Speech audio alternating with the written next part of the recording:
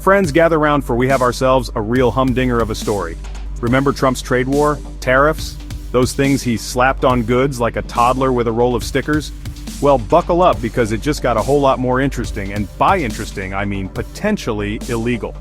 On April 2nd, Trump, in a move that surprised absolutely no one familiar with his decision-making process, decided to impose sweeping global tariffs. The market, like a startled gazelle hearing a twig snap, promptly took a nosedive. The S&P 500 lost nearly $6 trillion in 4 days. That's trillion with a T, folks. But wait, there's more. Just as the market was picking up the pieces of its shattered portfolio, Trump, in a move that surprised absolutely everyone, including, one suspect, his own advisors, decided to hit the pause button on those tariffs. And just like that, the market did a 180. We're talking the Nasdaq's biggest single-day gain since 2021, the Dow Jones Industrial Average jumping like it was shot out of a cannon, and the S&P 500 posting its largest single-day gain since 2008. Coincidence? Well, that's what some folks are wondering, and those folks happen to be sitting in the United States Senate.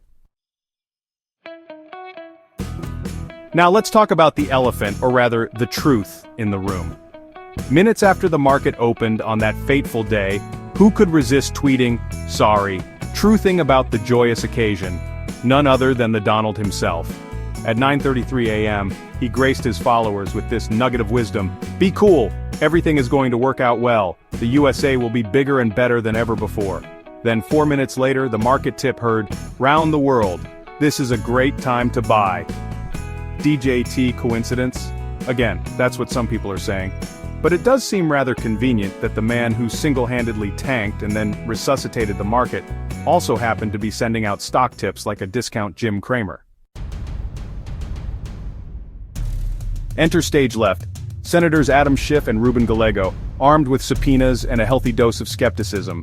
They smelled something fishy, and it wasn't just the Diet Coke and hamburgers wafting from the White House. Schiff, a man who knows a thing or two about investigating Trump, and Gallego, a rising star in the Democratic Party, fired off a letter to the White House demanding answers. Who knew about the tariff pause? When did they know? And most importantly, did anyone make a little or a lot of money off of this suspiciously well-timed market roller coaster? They're also taking a closer look at Elon Musk. Seems Tesla stock had a particularly good day after the tariff news broke. And wouldn't you know it, Musk just happened to be one of the most vocal critics of the tariffs. Now, I'm not saying there's a connection, but I'm also not saying I wouldn't watch that episode of Billionaire Island.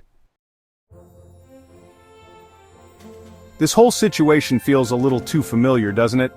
Trump, embroiled in yet another scandal involving potential financial impropriety. It's like watching a rerun of a show you didn't even like the first time. Remember Chris Collins, the former congressman who got caught up in an insider trading scheme and ended up with a pardon from his pal in the Oval Office? Yeah, this is starting to feel a lot like that. So, what's the takeaway here? Well, if you're looking for investment advice, you might want to avoid taking tips from a man who thinks a well-done steak is a culinary triumph. And if you're a betting person, might I suggest putting your money on congressional investigation and impeachment inquiry, because when it comes to Trump, those are the odds-on favorites.